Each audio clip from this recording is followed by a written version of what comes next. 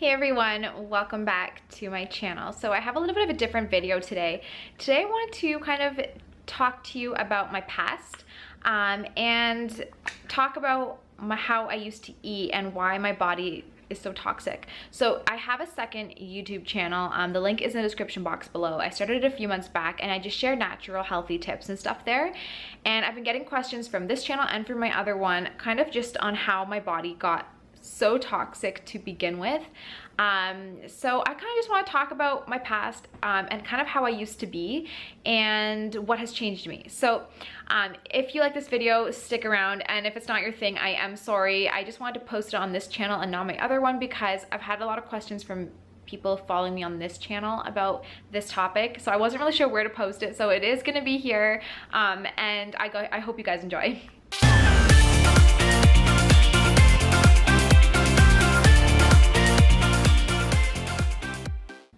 Okay, so where do I start? Okay, since I was very little, very little, I've always had a sweet tooth. Okay, since I was born. Let's be real. I get that from my dad, I think. Yeah, so I have a really big sweet tooth, and since I was little, my mom was always very strict with what we ate. She never let us have pop or chips. She always like watched our sugar intake. She was just very strict with what we ate because she wanted us to, you know, give us really good nutritious food. So we weren't allowed to just go and have a bag of candy or chocolate. I mean, she would give us treats here and there, but sugar was always a treat. It wasn't a staple in our diet. So I always had a sweet tooth. So what I would do when I was little, because I really wanted sugar and my mom wouldn't let us have it, I would go out to go for a walk to an Avondale and buy it. I would go, if I was with my grandparents, I would stop at a dollar store and grab like a ton of candy and sugar and sweets. So I kind of always loved sugar, and even though my mom didn't give it to us, I found ways to get it. Now the thing is because, at least I think this is why it happened, because my mom didn't let us have lots of sugar growing up, when I did get it, I would binge on it. So I would go to the Avondale and I wouldn't just buy like a little bag of Skittles. No, I would buy maybe 5 bags of Skittles, 10 packages of Reese's Pieces, a huge packet of Pixie Sticks, just and on and on and on. Lots of like wagon wheels and like just everything that is so bad for you. I was young. I didn't know it was gonna hurt my body. I just know that I had a craving and I wanted to have sugar and I ate it. So it kind of started off like this, and then as we got older and I got my license so I could drive, and then and eventually had a car and all of this stuff, it was much easier for me to have access to sugar. So I would just eat it a lot, and I got a job. My first job was actually at Tim Hortons, and I worked there for a long time. I'm like one of those people that once I have a job, I just stick with it for almost ever. So I worked there for a long time until right before I got married. I quit. So Tim Hortons, if you don't know, if you're in Canada, it is in parts of the States, it's a donut shop, a donut and coffee shop. So I had access to a ton of sugar. So that being my first job, I worked there full time. I worked there through high school and a little bit through university. So like I said, because it was my first job, I had time. Like I didn't have anything else going on. I was, you know, in high school, I was a student, so I literally worked full time. So being there full time was kind of bad for me with somebody who has issues with sugar, because I would stuff my face. So to give you an idea of how I used to eat, because I have been getting a lot of questions, you guys have been asking like, you eat so healthy, why do you have like psoriasis on your hands, or why did you have eczema, things like that. So this is gonna explain why I've had quite a few health issues. Well, not health issues, but like problems. So to give you an idea, when I would work, and this was full-time, I would never take lunches with me because I would eat at Tim Hortons. And now usually you're supposed to pay 50% for food that you have at Tim Hortons. Our specific store, I don't think our managers really cared. We literally ate everything for free.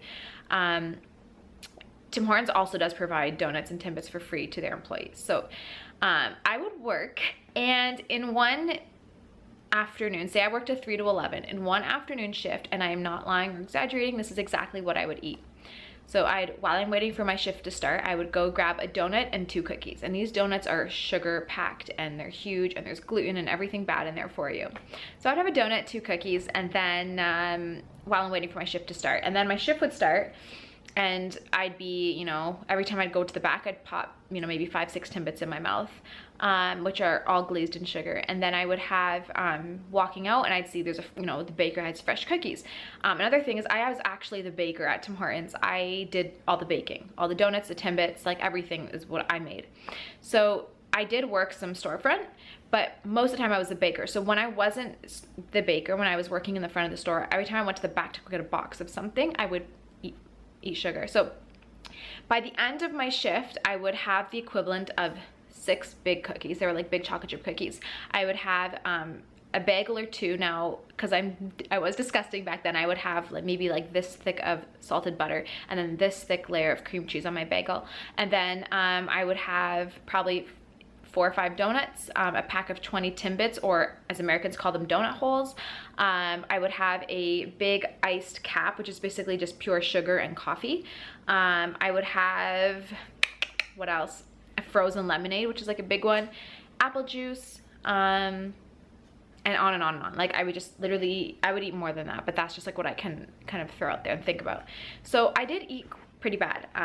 So I know it kind of sounds crazy, but that's how much I used to eat. And the thing is because I was very skinny, I'm gonna be honest, I had a fast metabolism, I was very skinny, I also worked out a lot and was very active. I didn't put on weight. I actually lost weight working at Tim Hortons, which kind of sounds crazy, I know, but so to me, I was like, I'm so thin, I looked good. So I was like, you know what, like I can eat what I want and I must be healthy if I look good, right? That's kind of how I thought. So when I was the baker, which was 80-90% of the time, it was pretty disgusting, but I would make a batch of chocolate chip cookies, for example, and nothing makes me happier than fresh cookies out of the oven. So I would take these cookies and they're so soft, and you could just like stuff the whole thing in your mouth because they're so soft, but they are this big. I would eat maybe 8 in one shot, and then I would go and make the donuts, and because I was a baker, I made them the way I liked and put like a disgusting amount of sugar glaze on it. So those are the ones I would eat. I would eat tons of the donuts and tons of the Timbits, you know, gucked in sugar. I would eat like maybe 3-4 huge chocolate chip muffins on top of all that. Then I would go make myself like lots of sandwiches and stuff, which is like really bad food. I would just stuff my face. Like it was disgusting how much I would eat. And the shifts are 8 hours, and the worst part was when I would leave my shift, if there was donuts or Timbits that had to be thrown out because they can't sit on the shelf for more than a couple hours, I would throw them all in a box and take them home, and on my way home and at home, I would eat them as well. And then I worked a lot of midnight shifts, so through the night, it'd be 11 p.m. to 7 a.m.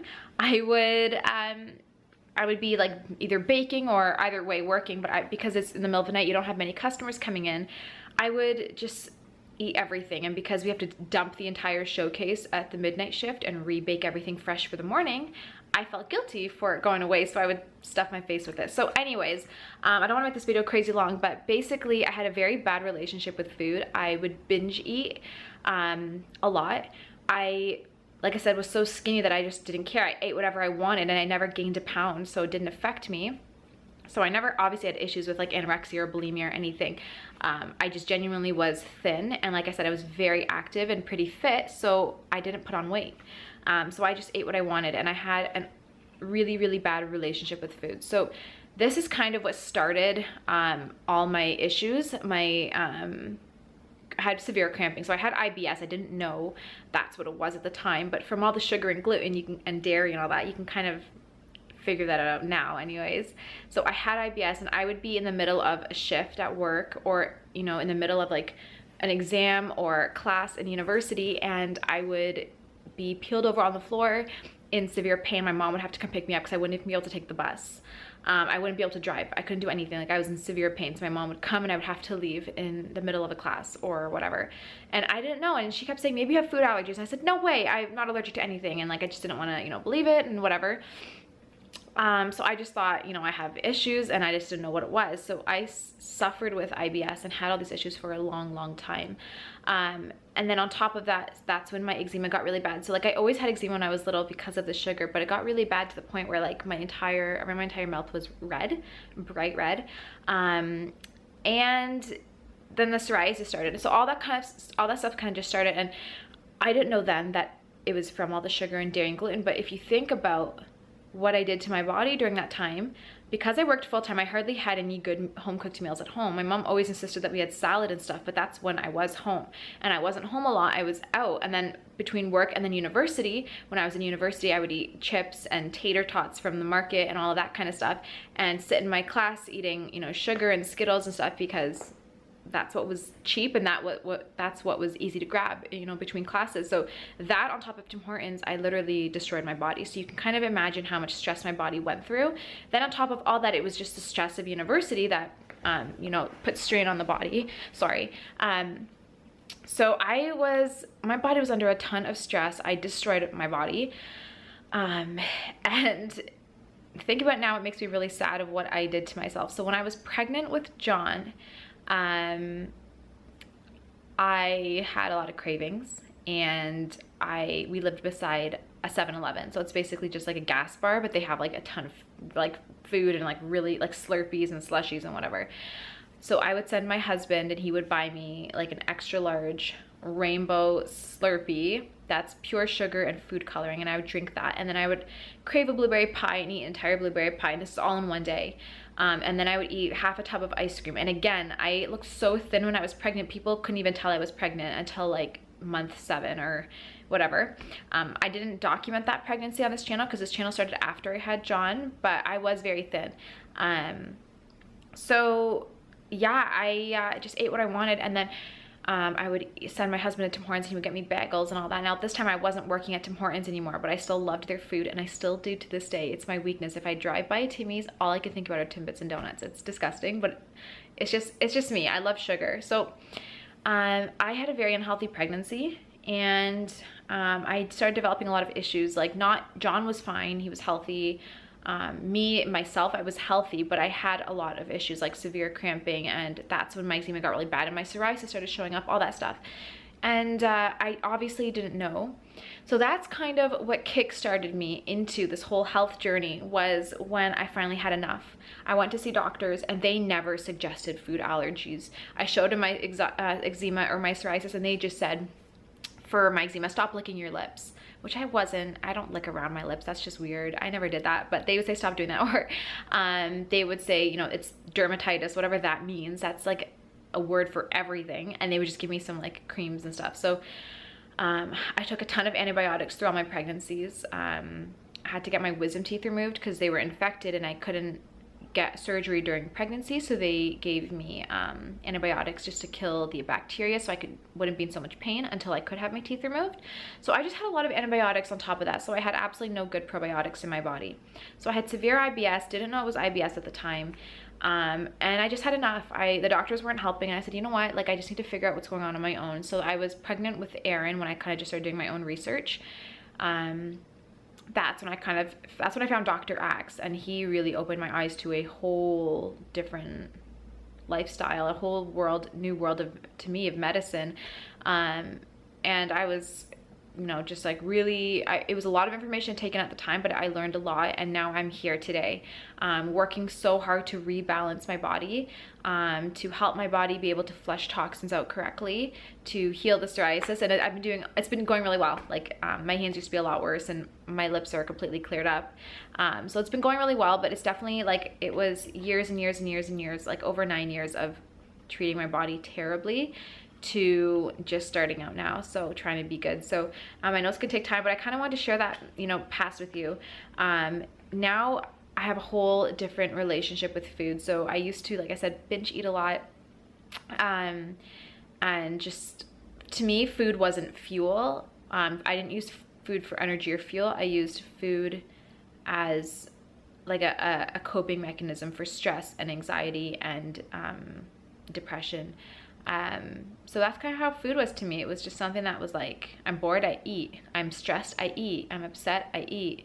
I'm happy, I eat. Like, that's just how it was. So now it's different. So I do still have days where I want sugar and I will binge eat, but it's so different than back in the day. So now I will binge eat on like healthy things. And I completely understand now that food is fuel. So if I want to eat something, I don't just say like I want to eat a donut because I want to stuff my face with sugar. If I'm hungry, I say, what can I give my body that's nutritionally dense and packed and will fuel my body and heal my body? I see food as medicine. So I have a whole different approach now. like I said, I do have like these like relapses or whatever where I will binge eat and just eat like a ton of food. But it's very rare. It's usually when I'm very stressed. And like I said, I won't go out and buy the pizza and wings and binge on that and donuts. Now I will have healthy cookies at home and I'll just might eat half a batch. But at least it's nutritious food. So I've come a long way. I'm still like a work in progress. But I am working hard to heal my psoriasis, and I've come pretty far. So that's just kind of what I want to update you guys on. I've had so many questions of you guys saying like, you know, you're so healthy, why do you still have psoriasis? Or, you know, you work out like crazy and all that, why do you still have all these issues? Why are you know, unhealthy? So like I said, I did a lot of damage to my body back in the day. So it's gonna take time to heal. But I kind of want to share the story with you guys. If anybody's kind of had, you know, had that kind of issues, or like in the past, if you just were crazy with sugar and now you're, you know, caught up to you and your body's just like going through a lot, let me know. Comment down below. Let me know what you did to kind of overcome everything. I do want to say I haven't had any IBS related symptoms like the severe cramping or anything for over 2 years now. It's been pretty amazing. It used to be like an everyday thing for me, and now I'm much better. So yeah, like I said, I haven't had any IBS symptoms in a very long time, which, like I said, is huge, because it used to be every day, a couple times a day. I'd be crying in so much pain, and I haven't had that in a while, so I'm pretty happy. But that's kind of what I want to update you guys on. I'm sorry this video was so long, but I wanted to talk about it because I know that there are a lot of people out there who are going through the same thing, and they probably think that they're the only ones that are like this, but you are not. If you want to reach out or chat with me or have any questions, leave them in the comments below. You can go to my Facebook page and message me through there, which is also in the description box. DM me on Instagram. My link is in the description box. You can email me, and that is also in the description box. So there's lots of ways you can get a hold of me if you do want to chat. But I love you all. Thank you so much for watching this video, and I will see you in my next one. Bye.